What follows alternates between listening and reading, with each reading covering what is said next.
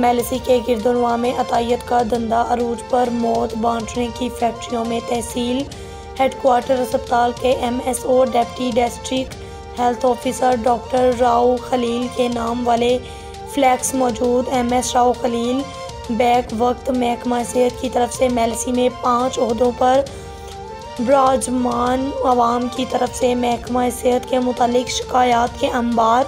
लेकिन आला हुकाम ने आंखें बंद कर रखी हैं। रवां हफ्ते मेलसी के नवाही कस्बा लदहा बोहड़ में एक अताई डॉक्टर रमज़ान के क्लिनिक पर गलत इंजेक्शन लगने से अल्लादिता नामी मरीज़ मौका पर जाँ बहक हुआ था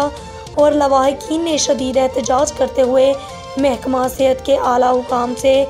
हसूल इंसाफ की अपील भी की थी, लेकिन अभी तक अताई डॉक्टर के खिलाफ कार्रवाई अमल में नहीं लाई गई। प्राइम न्यूज़ को मसूल होने वाली वीडियो भी वाज़ेह तौर पर देखा जा सकता है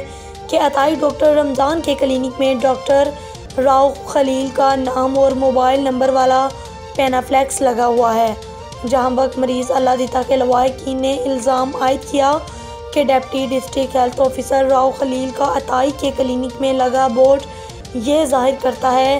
कि वो खुल्ला मौत बांटने वाले अताइयों की सरपरस्ती करते हैं।